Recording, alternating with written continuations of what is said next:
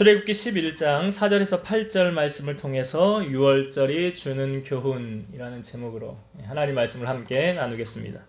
우리가 하나님의 말씀을 들을 때요, 여러 사람이 이제 하나님 말씀 설교를 듣잖아요. 근데 설교 내용 가운데 하나님이 내게 주시는 말씀에, 그러니까 받은 은혜는 각자마다 다르더라고요. 그 왜 그러냐 하면 하나님이 나에게 필요하게 주시는 그 말씀이 다르기 때문에 그래요. 예를 들어 나는 어떤 문제, 이 문제로 고민하고 있었는데 하나님께서 말씀을 통해서 하나님 나 이렇게 말씀해 주셨다. 그 말씀을 붙잡고 믿음으로 나아가는 사람은 그 해결함 받는 거죠. 또 다른 문제로 고민하는 사람은 이건 나에게 하시는 말씀 같아. 그 말씀 받고 기도하면 그렇게 되는 거죠. 사도 바울이 데살로니가 교회를 갔을 때 이 데살로니가 교인들을 향하여 사도 바울이 정말로 감사하면서 말한 내용이 뭐냐면, 너희가 하나님의 말씀을 받을 때 사람의 말로 받지 아니하고 하나님의 말씀으로 받음이니 진실로 그러하도다. 그 말씀이 너희 믿는 자 가운데서 역사하느니라. 그러니까 데살로니가 교인들이 사도 바울이 복음을 전할 때 저거는 사도 바울 사람이 하는 말이야 라고 받으면 은혜가 안 됐다는 거예요. 그런데 그 말을 사도 바울을 통해서 지금 그 입술을 통해서 하나님이 내게 말씀하시는구나. 그렇게 하나님의 말씀으로 듣는 사람에게 어떤 역사가 나타났습니까? 믿는 자에게 따르는 역사가 나타나더라. 그래서 사도 바울이 사도행전에 보면 변화되어져서 복음을 전할 때 한 번도 걷지 못했던 그 사람이 사도 바울의 말씀을 듣고 사도 바울이 보니까 구원받을 만한 믿음이 그에게 있었거든요. 그러니까 일어나 걸어라 그래요. 한 번도 못 걸었던 사람, 마치 사도행전 3장에 성전 입구에 베드로가 일으켰던 안전뱅이처럼 그 복음을 전할 때 그 지역에 발을 쓰지 못하는, 루스드라에 발을 쓰지 못하는 그 사람을 향하여 일어나라. 그 일어나게 걷게 되었던 원동력이 어디 있습니까? 그가 구원받을 만한 믿음이 있었대요. 무엇을 통해서? 말씀을 통해서. 그러니까 우리가 말씀을 잘 들으면 그 말씀이 살아있어 그러잖아요. 하나님의 말씀은 살아있고 운동력이 있다고 그러잖아요. 그래서 오늘도 여러분들에게 주시는 하나님의 말씀이, 그러니까 말씀을 들을 때는 다른 것에 이건 왜냐하면 씨 뿌리는 비유를 예수님이 해주셨잖아요. 이 씨는 무엇을 비유한다고 그랬어요? 하나님의 말씀이라고 그랬죠. 말씀이 이게 뿌려질 때에 길가에 뿌려지는 사람, 돌짝 위에 가시덤불에 옥토밭에 다 틀리거든요. 그 사람의 심령을 말하는 거예요. 그러니까 우리가 많이 모여서 이렇게 예배를 드리지만 예배를 드릴 때 내 심령이 옥토밭과 같이 되면 그 사람에게는 30배, 60배, 100배의 인내함으로 결실을 맺게 되어져 있는데 길가나 돌 위나 가시덤불 위에는 은혜 맺기가 힘들다. 그래서 마귀가 이 설교 시간에 우리 말씀 듣지 못하게 하려고 방해하는 거예요. 졸리게 하는 것도 누가 하는 거예요?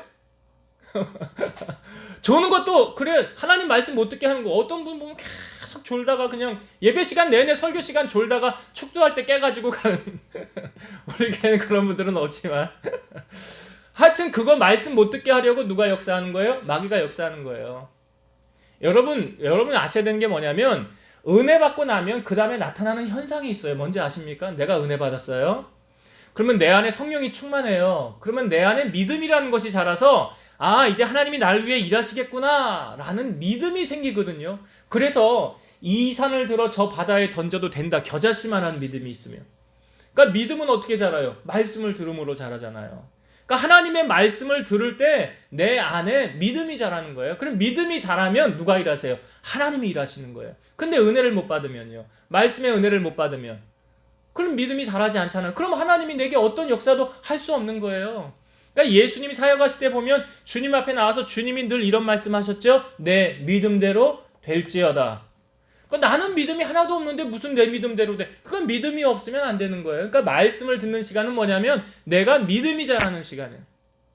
하나님의 기적을 맛보기 위해서 먼저 내 그릇이 준비되어야 되는 거 아닙니까? 그러니까 말씀을 통하여 은혜를 받으면 하나님이 역사하시는 거예요. 그래서 이 말씀을 듣는 시간은 참 귀한 시간인데 이 귀한 시간에 마귀가 우리가 은혜 받지 못하도록 얘도 역사하는 거예요. 그래서 우리가 늘 깨어서 주의 말씀에 집중해서 들어야 한다는 사실입니다. 여러분, 하나님께서 말씀하신 거 꼭 이루시죠. 아브라함에게 하나님이 창세기 15장에 보면 너의 후손들이 그러니까 이방 땅에 가서 객으로 있다가 이제 나중에 돌아오리라. 400년 동안 있다가 돌아올 것이라고 말씀해 주셨잖아요. 그래서 요셉을 먼저 애굽의 총리로 보내어서 이스라엘 백성들이 고센 땅에 살게 하다가 시간이 지나서 400년이, 그러니까 출애굽한 시점은 430년이 지났어요. 그러니까 지도자인 모세를 들어서 하나님이 그 백성들을 이제 출애굽시키려고 합니다. 그런데 이 당시 왕이었던 바로가 모세가 바로 앞에 가가지고 내 백성들, 이스라엘 백성들, 히브리인들을 우리가 가려고 한다. 그러니까 놓아줍니까? 안 놓아줍니까? 안 놓아줘요. 그러니까 그때부터 하나님께서 모세를 통해서 이스라엘 애굽에 온 땅에 재앙을 내리기 시작합니다. 첫 번째 재앙이 물이 피가 되는 거였어요. 물이 피가 되는 거예요.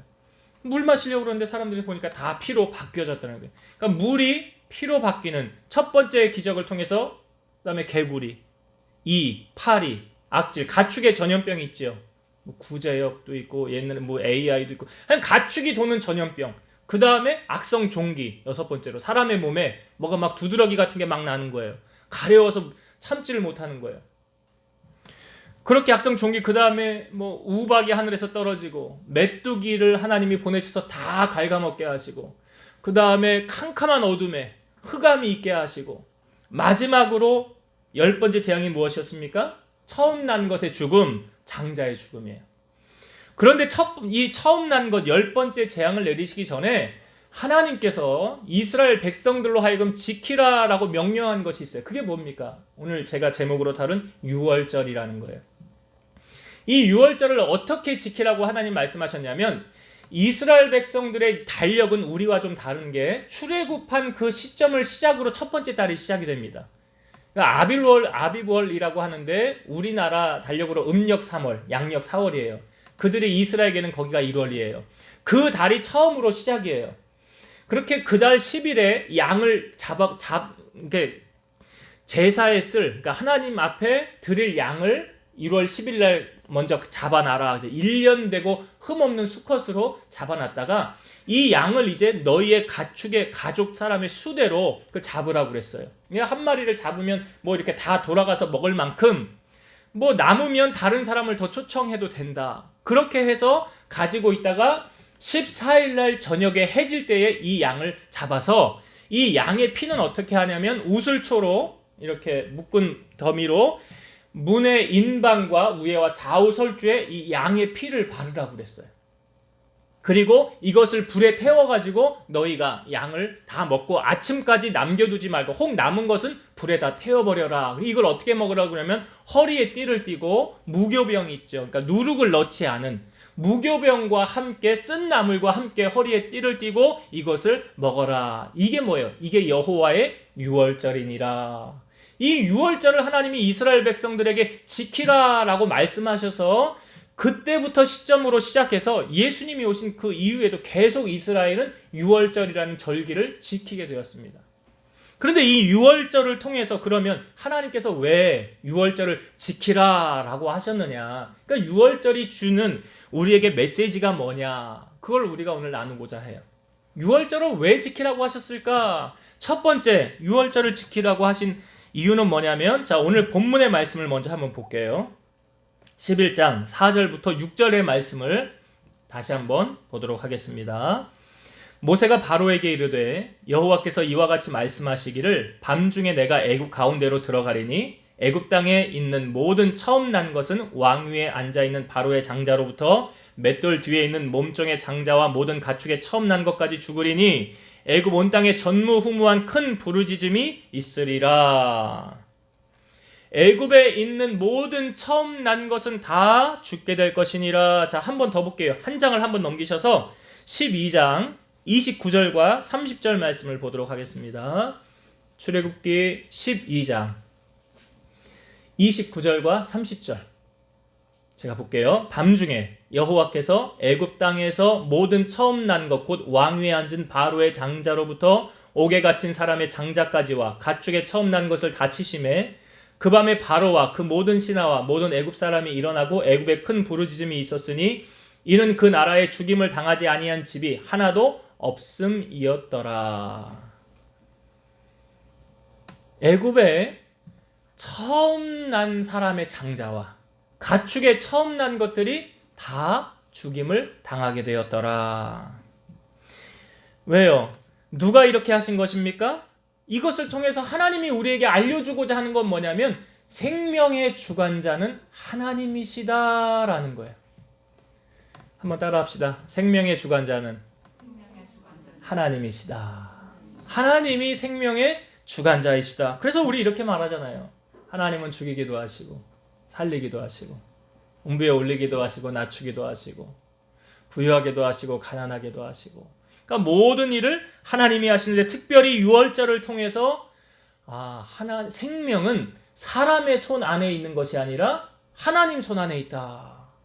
그러니까 우리가 하나님께로부터 와서 다시 하나님께로 가는데, 오는 거야 엄마 뱃속에서 보통 10달을 채우고 오지만 가는 거는 내가 가고 싶다고 가요? 아니잖아요.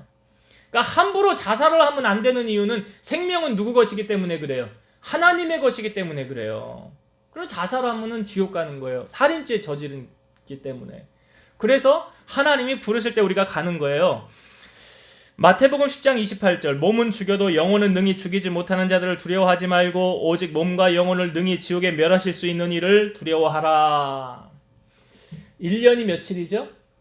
365일. 찬송가 365장이 뭔지 아십니까? 예, 제가 오늘 가르쳐 드리려고요. 마음속에 근심 있는 사람, 주 예수 앞에 다 아뢰어라. 그 찬송가의 4절의 가사가 이거예요. 죽음 앞에 겁을 내는 자여 주 예수 앞에 다 아뢰어라. 하늘나라 바라보는 자여 주 예수께 아뢰라. 죽음 앞에 겁을 내는 자. 죽음 앞. 우리가 죽음이라는 것, 그거 앞에 두려워하지 않을 사람이 정말 있을까요? 근데 성경은 말하죠. 그 죽음을 누가 관리하시느냐? 사람이 살고 죽는 것 누구의 손 안에 있습니까? 여러분, 코로나가 두렵습니까? 두려워서 못 오는 거 아니에요? 교회. 물론 전염이 될 수도 있고 예방을 해야 되는 차원에서도 있지만, 실상 코로나가 두려워서 교회 못 온다? 이거는 저는 아니라고 생각하는 사람이에요. 네. 안전 차원에서 어쩔 수 없이 그렇게 해야 되는 것이면 몰라도, 그러니까 하나님의 손 안에 우리의 생명이 있다고 한다면 정말 두려워할 자는 하나님밖에 없는 거 아닙니까? 마태복음 10장 29절, 참새 2마리가 한 아사리온에 팔리지 않느냐? 그러나 너희 아버지께서 허락하지 아니하시면 그 하나도 땅에 떨어지지 아니하리라. 보세요. 참새 한 마리도 하나님 허락 없이는 떨어지지 않는다. 이 무슨 말이에요? 참새 한 마리의 생명도 하나님이 허락해야, 너 이제 가라 해야 가는 거예요. 하나님이 너 아직 갈 때 안 됐어, 그럼 안 가는 거예요. 여러분, 하나님께서 이 10번째 재앙, 장자의 죽음을 하기 위해서 사용된 그 사람이 있어요. 누굴까요? 자, 성경을 한번 봅시다. 11장 10절의 말씀. 11장 10절. 출애굽기 11장 10절의 말씀 제가 읽어볼게요. 모세와 아론이 이 모든 기적을 바로 앞에서 행하였으나 여호와께서 바로의 마음을 완악하게 하셨으므로 그가 이스라엘 자손을 그 나라에서 보내지 아니하였더라. 여기 바로라는 사람이 나오잖아요. 그러니까 이스라엘에 지금 9가지 재앙이 내려졌어요. 웬만하면 그 정도 됐으면 야, 이제 너희 가라, 너희 나라 가라, 너희 때문에 우리가 지금 피해가 이만저만이 아니다 하고 돌려보내도 될 텐데, 바로가 지금 9번째까지 당했음에도 불구하고 보내지 않았더라. 근데 10번째 재앙, 장자의 죽음을 한 후에 바로가 보내게 되잖아요. 근데 오늘 성경의 말씀을 보니까 여호와께서 바로의 마음을 완악하게 하셨으므로 그랬어요. 이걸 더 정확하게 우리에게 보여주는 말씀이 있어요. 로마서 9장 17, 18절. 성경이 바로에게 이르시되 내가 이 일을 위하여 너를 세웠으니 곧 너로 말미암아 내 능력을 보이고 내 이름이 온 땅에 전파되게 하려 함이라 하셨으니, 그런즉 하나님께서 하고자 하시는 자를 긍휼히 여기시고 하고자 하시는 자를 완악하게 하시느니라. 하나님께서 긍휼하게 하고 싶은 사람은 긍휼하게 하고, 하나님께서 완악하게 하고 싶은 사람은 완악하게 한다. 그러니까 바로의 마음을 누가 완악하게 한 거예요? 하나님께서. 그러니까 여러분, 사람의 마음이 누구 손 안에 있습니까? 하나님의 손 안에 있는 거예요. 간혹 여러분, 나는 주님을 잘 섬기고 싶고 이렇게 주님 앞에 이렇게 하고 싶은데 누가 완악하게 해서 나를 못하게 한다. 그럴 때 여러분 우리가 어떻게 해야 될까요? 그 완악한 사람의 말을 들어야 될까요? 아니에요? 뿌리쳐야 됩니까? 자, 그거에 대한 그 물음에 대한 답을 누가복음 12장 8절에서 9절. 내가 또한 너희에게 말하노니 누구든지 사람 앞에서 나를 시인하면 인자도 예수님도 하나님의 사자들 앞에서 그를 시인할 것이요 사람 앞에서 나를 부인하는 자는 하나님의 사자들 앞에서 부인을 당하리라. 사람들 앞에 나는 당당히 예수 믿는 사람이요 나는 하나님의 자녀요라고 외치는 그 사람은 하나님도 주님도 하나님의 보좌 앞에서 쟤는 내 백성 맞아 내 자녀 맞아 라고 하지만 사람들 앞에서 부인하고 나는 예수 모르는 사람이요 핍박이 올 때 어려움 당할 때 난 주님 모르는 사람이요 그러면 주님도 하나님의 보좌에서 나는 너를 모른다. 그게 성경의 말씀이에요. 그게 성경의 말씀이에요. 여러분 육신에 죽고 사는 것뿐만이 아니라 영혼에 죽고 사는 문제 중요한 거 아니에요? 내가 오늘 죽어도 나는 천국을 간다. 그런 믿음과 확신이 있는 사람이 어찌 주님을 부인하면서 살아갈 수 있겠습니까? 예수님께서 우리에게 마지막 유언의 말씀을 주신 게 무엇입니까? 오직 성령이 너희에게 임하시면 너희가 권능을 받고 예루살렘과 온 유대 사마리아 땅끝까지 이르러 그 다음에 뭐예요? 내 증인이 되리라. 증인이 뭐예요? 증인이.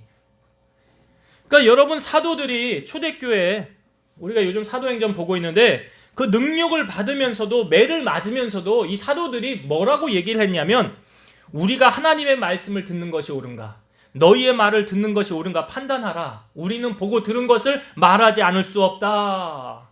이게 뭐예요? 이게 증인 아니에요? 이게 증인이잖아. 내가 주님을 보고 전하고 내게 말씀하시고 나와 함께 하신 것을 내가 증거하지 않을 수 없노라. 이게 증인된 삶이잖아요. 여러분 이번 코로나로 인해서 어찌 보면 신앙의 진짜와 가짜가 딱 나뉘지 않습니까? 이 사람은 진짜였네. 이 사람은 진짜인 줄 알았는데 가짜였네. 코로나 때문에 예수님을 모른다고 부인하면 우리도 주님의 보좌 앞에 섰을 때 주님도 우리에게 나는 너를 모른다. 나는 너를 모른다. 그러면 어디 가요? 영원히 꺼지지 않는 불에 들어가는 거 아닙니까? 여러분 오늘 우리가 정말 주님이 나의 목자라고 하신다면 내 생명의 능력이라고 하신다면 우리는 주님의 증인으로서 살아가야 되는 것이 마땅한 거예요. 이게 행동으로 따르지 않으면 그 믿음은 죽은 믿음이라고 그랬잖아요. 마태복음 7장 21절 나더러 주여 주여 하는 자마다 다 천국에 들어갈 것이 아니요 다만 하늘에 계신 내 아버지의 뜻대로 행하는 자라야 들어가리라. 그러니까 우리 주님이 지금 이렇게 보면 여러분 그건 뭡니까? 이렇게 결을 가지고 이렇게 탁탁탁 치는 거 있잖아요. 키? 키를 들고 맞아. 성경에도 나오잖아. 키를 들고 자기의 타작마당을 정하사. 이게 마태복음 3장에 나오는 말씀이 있잖아요. 키를 들고 자기의 타작마당을 정하사 알곡은 모아서 어디에? 곳간에. 쭉정이는 키를 들고 탁탁 치면 쭉정이는 어떻게 돼요? 나가지잖아요. 이 쭉정이는 불에 태운다. 이게 뭘 의미하는 것입니까? 키는 탁탁 쳐가지고 알곡은 모아서 곳간에 천국에. 쭉정이는 꺼지지 않는 어디에? 불에? 지옥에. 이게 성경에 있는 말씀이잖아요. 마태복음 3장에. 그러니까 내가 입술로만 주여 주여가 아니라 여기 보니까 하늘에 계신 아버지의 뜻대로 행하는 자라야 들어가리라. 하나님 뜻대로 살아야 들어가리라. 그게 뭐예요? 뜻대로 사는 게 증인된 삶이잖아요. 그러니까 여러분 이 유월절을 통하여 무엇을 우리에게 알려주십니까? 살고 죽는 것을 주관하시는 분이 누구시라고요? 저는 그렇게 생각해요. 제 믿음은 그래요. 여러분은 그럴지 아닌지 모르더라도 저는 이 코로나도 하나님이 지켜주시면 안 걸려요. 내가 물론 조심하고 예방은 해야 되겠죠. 막 돌아다니고 막 그러지 않고 내가 조심하면서 하나님을 섬기는데 나아가는데 하나님은 안 지켜주시겠어요? 지켜주시지. 나는 지켜주신다고 봐. 나는 내 믿음은 그래요. 그러니까 저는 하나님 앞에 의사가 뭐 결혼하기 전에 불임입니다 판정 딱 내렸지만 그건 당신 말이요. 나는 믿음 있는 사람이요. 하나님은 내게 아들 딸 쌍둥이를 주실 거니까. 능치 못하심이 없으시니까. 이건 제 믿음이에요. 아니 누가 뭐 내가 이런 믿음 갖는데 누가 나보고 뭐라고 그럴 사람은 없잖아요. 그 내가 기도해서 응답 받았는데. 그러니까 여러분 죽음 앞에 뭘 두려워하십니까? 죽음 앞에. 죽음이 두려운 게 아니라 우리가 정말 두려워해야 될 대상은 하나님 아니에요? 오늘 이 유월절을 행하심으로 말미암아 애굽에 처음 난 것들 다 죽었어요. 근데 이스라엘의 고센 지역에 있는 이스라엘 백성들은 한 사람도 안 죽었어요. 성경이 말하고 있잖아요. 사람도 안 죽고 가축도 안 죽었고 하나도 안 죽었어요. 그러니까 그거 누가 하신 거예요? 우연치고도 너무 우연 아니에요 이거? 우연이 아니죠. 필연이죠. 하나님이 하신 일이에요. 요한복음 15장 14절 보면 너희는 내가 명하는 대로 행하면 곧 나의 친구라 그랬어요. 예수님과 여러분 친구 되기 원하십니까? 찬송가에도 있잖아요. 그가 나와 동행을 하면서 나를 친구 삼으셨네. 친구잖아요. 그러니까 예수님의 뜻대로 살고 행하면 우리가 염려하고 걱정할 거 없잖아요. 두려움 그거 떠나가는 거 아닙니까? 두려움은 주님이 주는 마음이 아니래잖아요. 성경에. 하나님이 우리에게 주시는 마음은 오직 능력과 사랑과 근신하는 마음, 깨어 기도하는 마음이래잖아요. 그래서 유월절을 통해서 첫 번째로 주시고자 하는 이 은혜는 뭐냐면 생명의 주관자는 하나님이시다. 하나님이 주관하시는 거예요. 자, 두 번째. 그러면 자, 이 삶과 죽음의 경계가 어떻게 나뉘었습니까? 처음 난 거 지금 애굽에 다 죽었죠? 이스라엘 백성이 있는 사람은 한 사람도 죽지 않았어요? 어떻게 했기에 이스라엘 백성들은 한 사람도 죽질 않았습니까? 자, 성경을 한번 봅시다. 출애굽기 12장 22절과 23절의 말씀을 한번 볼게요. 12장 22절과 23절 우슬초 묶음을 가져다가 그릇에 담은 피에 적셔서 그 피를 문 임방과 좌우 설주에 뿌리고 아침까지 한 사람도 자기 문 밖에 나가지 말라. 여호와께서 애굽 사람들에게 재앙을 내리려고 지나가실 때에 문 임방과 좌우 문 설주의 피를 보시면 여호와께서 그 문을 넘으시고 멸하는 자에게 너희 집에 들어가서 너희를 치지 못하게 하실 것임이니라. 오슬총 묶음을 가져다가 그 양의 피를 문 임방과 좌우 설주에 뿌려라. 그리고 나가지 말라 아침까지. 그러면 이게 여호와께서 이 재앙을 내리려고 지나가실 때 문설주의 피를 그 피를 보시면 그 넘어갈 것이다 그러잖아요. 넘어갈 것이다. 자, 한 절 더 봅시다. 12장 13절의 말씀. 출애굽기 12장 13절 앞부분에 있는 13절의 말씀. 내가 애굽 땅을 칠 때에 그 피가 너희가 사는 집에 있어서 너희를 위하여 표적이 될지라. 내가 피를 볼 때에 너희를 넘어가리니 재앙이 너희에게 내려 멸하지 아니하리라. 여기 내가 그 피를 볼 때에 너희를 넘어가리니. 그러니까 양의 피를 바른 집은 재앙이 거기에 머무르지 않고 그냥 지나가더라. 그러니까 6월절이 패스오버잖아요. 지나갔다 넘어갔다 이런 뜻이거든요. 그런데 애굽의 집에는 피를 다 바르지 않았으니까 그 집은 피가 없음으로 말미암아 다 죽었잖아요. 그러니까 피를 바른 집은 한 사람도 한 가축도 죽지 않았으나 피를 바르지 않은 그 집은 첫째 처음 난 것은 다 죽었더라. 여러분, 이 양의 피는 무엇을 의미할까요? 이 양의 피는 이 구약 시대에는 어린 양의 피, 그냥 양의 피를 의미했지만 이것을 영적으로 풀면 이 양의 피는 예수 그리스도의 보혈을 의미하는 거예요. 예수님의 보혈을. 예수라는 이름의 뜻이 뭡니까? 마태복음 1장에 나오죠. 자기 백성을 그들의 죄에서 구원할 자. 자기 백성을 그들의 죄에서 구원할 자. 자, 예수라는 이름의 뜻이 자기 백성을 그들의 죄에서 구원할. 그러니까 여러분, 죄 있는 사람은 천국 가요, 못 가요? 못 가는 거예요. 근데 제가 얘기했잖아요. 태어날 때 모든 사람은 다 죄를 졌어요, 안 졌어요? 졌다고요. 다 죄인이에요. 그런데 이 죄를 해결해 주기 위해 이 땅에 오신 분이 누구라고요? 자, 예수님이에요. 히브리서 9장 22절. 율법을 따라 거의 모든 물건이 피로써 정결하게 되나니 피 흘림이 없은즉 사함이 없느니라. 피 흘림이 없으면 사함이 없다. 구약시대에는 내가 죄를 지면 짐승을 끌고 가서 이 짐승이 나 대신 죽어요. 피를 흘려요. 그 짐승이 죽음으로 말미암아 나의 죄가 사함받는 거죠. 그러면 우리가 세례 요한이 예수님을 표현할 때 이렇게 표현했어요. 보라, 세상 죄를 지고 가는 하나님의 어린 양이로다. 왜 어린 양이라는 표현을 했어요? 예수님이 십자가에서 피 흘리셔 죽으실 것을 암시해 주는 거잖아요. 왜 그래야만 했습니까? 예수님이 피 흘리셔서 죽으셔야만이 우리의 죄가 사함받을 수 있기 때문에. 요한일서 1장 7절 그가 빛 가운데 계신 것 같이 우리도 빛 가운데 행하면 우리가 서로 사귐이 있고 그 아들 예수의 피가 우리를 모든 죄에서 깨끗하게 하실 것이요. 예수의 피가 우리를 모든 죄에서 깨끗하게, 그러니까 예수라는 이름의 뜻이 다시 한번 말씀드리면 자기 백성을 그들의 죄에서 구원할 자 맞지요. 예수님만이 우리를 구원해 주실 수 있는 거예요. 다른 누구 어디 종교에도 구원에 관한 것을 얘기하는 종교는 없어요. 사도행전 4장 12절 다른 이로서는 구원을 받을 수 없나니 천하 사람 중에 구원을 받을 만한 다른 이름을 우리에게 주신 일이 없음이라 하였더라. 예수의 이름 말고 다른 이름으로는 구원 없어요. 그래서 예수님이 내가 곧 길이요 진리요 생명이니 나로 말미암지 않고는 아버지께로 올 자가 없느니라. 나로 말미암지 않고는 천국에 갈 자가 없느니라.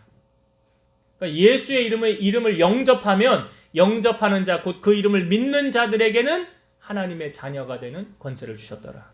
예수의 이름을 영접하는 순간 죄사함 받고 구원받은 하나님의 백성이 될 수 있는 거예요. 요한일서 5장 12절 아들이 있는 자에게는 생명이 있고 하나님의 아들이 없는 자에게는 생명이 없느니라. 여러분 이 말씀 이해가 되세요? 아들이 있는 자에게는 생명이 있고 하나님의 아들이 없는 자에게는 생명이 없느니라. 이게 무슨 말씀입니까 이게? 이 아들은 누구를 말하는 거예요? 예수님이잖아요. 그러니까 예수님이 있는 자에게는 생명이 있고 그냥 살고 죽는 문제가 아니라 천국 갈 수 있고 예수님의 하나님의 아들 예수님이 없는 사람에게는 생명이 없느니라. 영원한 하나님의 나라 갈 수 없느니라. 요한복음 5장 24절 내가 진실로 진실로 너희에게 이르노니 내 말을 듣고 또 나 보내신 이를 믿는 자는 영생을 얻었고 심판에 이르지 아니하나니 사망에서 생명으로 옮겼느니라. 여기 예수님이 하신 말씀이에요. 내 말을 듣고 나 보내신 이를 믿는 자는 영생을 얻었고 영생의 뜻이 뭐예요? 영원히 사는 거 아니에요? 이거 무엇을 두고 이 땅에서의 영생이 아니잖아요. 심판에 이르지 아니하나니 우리가 히브리서 9장 27절 한 번 죽는 것은 사람에게 정하신 것이요 그 후에는 뭐가 있어요? 심판이 있으니. 심판이 있대잖아요 예수님이. 심판이 우리가 죽으면 끝나는 게 아니에요. 그냥 하나님 보좌 앞에 딱 가가지고 거기서 심판받는 거라고요. 그래 거기 생명책이 있다고 그랬잖아. 명단에 생명책에 이름이 있으면 너는 이름이 있구나 천국 백성. 그래 여기 이름이 없구나 너는 지옥. 사망과 생명으로 여기서 갈라진다는 그 말이잖아요. 예수님께서 마지막 사역의 완성을 이루기 위해서 마지막으로 기도한 곳이 겟세마네 동산이죠. 예수님이 마지막으로 기도한 기도의 내용이 무엇이었습니까? 아버지요 만일 아버지의 뜻이거든 이 잔을 내게서 옮기시옵소서. 그러나 나의 원대로 마시고 아버지의 뜻대로 되길 원합니다. 여기서 예수님이 말하는 이 잔이 뭐예요? 이 잔을 내게서 옮기시옵소서. 이 잔은 뭘 의미하는 겁니까? 예수님이 십자가 지시는 거예요. 예수님이 십자가 지시는 거예요. 주님도 십자가 앞에서 그 고난당할 것을 두려워하셨어요. 그러니까 천사가 나타나서 기도할 때 힘을 돋고 감당할 수 있도록 나중에 기도하시고 이제 때가 됐다 가자. 기도하고 사명 완수하신 것 아닙니까? 그러나 그 십자가를 지시기 전까지 주님도 많이 고민하셨어요. 땀방울이 핏방울이 되도록 기도하셨잖아요. 제자들을 향하여 자고 있을 때 너희가 어찌하여 자느냐 한시도 깨어 기도할 수 없더냐 내 마음이 심히 고민하여 죽게 되었으니 그러잖아요. 그러니까 주님도 뭐 죄가 있으셔서 십자가 지셨습니까? 아니잖아요. 하나님께서 우리를 사랑하셔서 우리를 구원하시기 위해서 예수님을 이 땅에 보내주신 거예요. 그래서 예수님 말고는 구원이 없다고요. 그래서 6월절에 이 어린 양의 피는 누구의 피를 의미하는 거예요? 예수님의 피를 의미하는 거 똑같잖아요. 그래서 어린 양의 피를 받은 사람은 죽지 않고 다 살아났던 것처럼 우리가 예수의 피를 의지해서 보좌 앞에 나오고 예수의 피로 말미암아 죄사함 받은 거 아닙니까? 그러니까 예수님 말고는 답이 없어요. 답이 없어요. 찬송가에도 있잖아요. 울어도 못하네 눈물 많이 흘려도 겁을 없게 못하고 죄를 씻지 못하니 울어도 못하네. 십자가에 달려서 예수 고난 당했네. 나를 구원하시리. 누구밖에 없어요? 예수밖에 없네. 나를 구원하시리. 예수님밖에 없어요. 여러분, 이 유월절을 통해서 양의 피를 통해서 그 집은 다 구원받은 거예요. 그러니까 오늘날도 우리가 착한 일 많이 하면 구원받는다 아니에요. 예수 믿어야 구원받는 거예요. 아무리 악한 사람이라 할지라도 그가 정말 예수님을 나의 구주로 영접했으면 그 구원받을 수 있는 거예요. 근데 아무리 착하고 선한 일 많이 한다 할지라도 예수님 믿지 않고 예수님 영접하지 않으면 그 사람은 지옥 가는 거예요. 다른 방법이 없어요. 주님이 그 법을 그렇게 정하셨기 때문에. 그래서 이 유월절을 통해서 오직 이 어린 양의 피, 예수의 피로만 우리가 구원받을 수 있다. 이 복음의 핵심 아닙니까? 이 복음의 소식 아닙니까? 여러분, 이 복음의 소식, 복음이 뭐예요? 복된 소식, 예수 그리스도 전하는 거 아니에요? 그래서 사람들이 복음을 전할 때 가장 간단하게 유학하는 게 뭐예요? 예수 믿고 어디 가래요? 그러잖아요. 그게 진리잖아요. 예수 믿고 천국. 이 원리를 알지 못하는 사람은 이 말을 들어도 이해를 못하지만 가장 간단한 것은 예수 믿어야 내 죄 사함 받고 천국 갈 수 있으니까. 그래서 이 사실 아는 여러분들은 나만 천국 가면 안 되잖아요. 내 주변에 아직도 이 복음을 몰라서 나중에 주님이 오셨을 때 너는 그때 전했는데 왜 안 들었냐. 여러분, 주님이 언제 오신다고 그랬어요? 성경에. 그래요. 날짜와 기한은 아버지만 아시고 땅 끝까지 복음이 증거되면, 이게 무슨 말이냐면 누구에게나 한 번쯤은 예수님에 관한 소식을 들으면 그제서야 끝이 오리라. 그러면 주님 앞에 섰을 때 저는 주님 소식 못 들었는데요, 그렇게 말 못하잖아. 변명할 이유가 없잖아요. 또 그때 전했잖아. 오죽했으면 부자와 나사로의 비유를 통해서 부자가 지옥 갔는데 너무 뜨거우니까 나사로를 우리 집에 보내어서 우리 집안 식구들은 이 지옥에 오지 않게 해주세요. 그랬더니 주님 뭐래요? 나사로 보낼 수 없다? 좀 보내주시지. 아니다, 못 보낸다? 뭐라고 그래요? 이 땅 위에 내가 세운 선지자들이 있느니라 그들에게 듣지 않으면 나사로가 가서 전해도 듣지 않는다. 왜 교회를 세우시고 목회자를 세우셨습니까? 복음을 전하는 거 아니에요. 그러니까 오늘 이 어린 양의 피는 바로 누구의 피를 의미합니까? 예수님의 보혈을 의미한다. 그 예수님을 나의 구주로 영접할 때 내 죄 사함 받고 천국 갈 수 있다는 것을 유월절을 통하여 우리에게 알려주시는 거예요. 마지막으로 세 번째, 유월절을 통하여 주시는 은혜가 무엇인가? 자, 성경을 한번 보고 또 말씀을 나눌게요. 출애굽기 11장 1절에서 3절 말씀. 출애굽기 11장 1절부터 3절을 읽어볼게요. 여호와께서 모세에게 이르시기를 내가 이제 한 가지 재앙을 바로와 애굽에 내린 후에야 그가 너희를 여기서 내보내리라. 그가 너희를 보내실 때에는 여기서 반드시 다 쫓아내리니 백성에게 말하여 사람들에게 각기 이웃들에게 은금 패물을 구하게 하라 하시더니 여호와께서 그 백성으로 애굽 사람의 은혜를 받게 하셨고 또 그 사람 모세는 애굽 땅에 있는 바로의 신하와 백성의 눈에 아주 위대하게 보였더라. 이게 뭐냐면 이게 2절의 말씀 다시 한번 볼게요. 백성에게 말하여 사람들에게 각기 이웃들에게 은금 패물을 구하게 하라. 은금 패물을 구하게 하라. 한 번 더 봅시다. 한 장 넘기셔서 12장 35절 36절을 볼게요. 12장 35절 36절은 지금 10번째 재앙을 당하고 난 다음에 하신 말씀이에요. 35절 36절 이스라엘 자손이 모세의 말대로 하여 애굽 사람에게 은금 패물과 의복을 구하매 여호와께서 애굽 사람들에게 이스라엘 백성에게 은혜를 입히게 하사 그들이 구하는 대로 주게 하심으로 그들이 애굽 사람들의 물품을 취하였더라. 여러분 한번 쉽게 생각을 해볼까요? 지금 애굽 사람들의 집에 장남이 죽었어요. 가축에 처음 난 것이 죽었어요. 초상집 아닙니까? 기분이 어떻겠어요? 세상을 다 잃은 것 같지 않겠어요? 이 초상집에 가가지고 지금 이스라엘 사람들이 초상집에 가가지고 당신 은금하고 패물하고 옷 좀 나에게 주시오. 지금 이러는 거거든요. 지금 사람이 죽어가지고 정신이 없고 세상을 다 잃은 것 같은 그런 기분인데 거기 가가지고 지금 당신 가지고 있는 은금 패물 그 의복 좀 나 좀 주시오. 이게 말이 된다고 생각하십니까? 말이 안 되는 일이잖아요. 근데 여러분 성경을 잘 보세요. 11장 3절의 말씀. 3절을 다시 볼게요. 3절. 11장 3절. 여호와께서 그 백성으로 애굽 사람의 은혜를 받게 하셨고 이스라엘 백성으로 하여금 애굽 사람들에게 은혜를 받게 하셨더라. 누가요? 하나님께서. 자, 한 절 더 봅시다. 12장 36절. 12장 36절. 여호와께서 애굽 사람들에게 이스라엘 백성에게 은혜를 입히게 하사. 애굽 사람들에게 이스라엘 백성들을 대할 때 은혜를 입히게 하사. 여러분 여기 공통적으로 등장하는 단어가 무엇입니까? 은혜잖아요. 은혜. 이 은혜가 이렇게 좋은 거라니까요. 은혜가 이렇게 좋은 거예요. 여러분 우리가 은혜 받으세요. 은혜 받으세요. 이렇게 쉽게 말하잖아요. 지금 이 은혜가 이게 어떤 의미입니까? 애굽 사람들의 마음에 하나님께서 은혜를 베풀어서, 아니 어떻게 보면 이스라엘 백성들에게 은혜를 베푼 거죠. 예? 이스라엘 백성에게 은혜를 입히게 해가지고 그 은혜를 입은 이스라엘 백성이 애굽 사람들에게 가서 구하였더니 그거 다 받게 하더라. 이게 뭘 의미하는 거예요? 유월절을 통하여 하나님 우리에게 세 번째로 주시고자 하는 메시지. 사랑하는 자에게 재물을 주신다.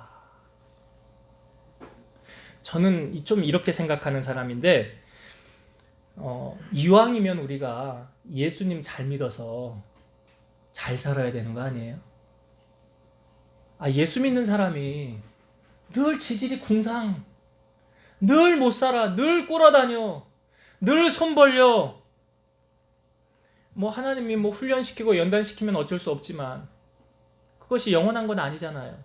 그리고 난 후에 보세요. 이스라엘 백성들에게 하나님께서 지금 제물로 그냥 주시잖아요.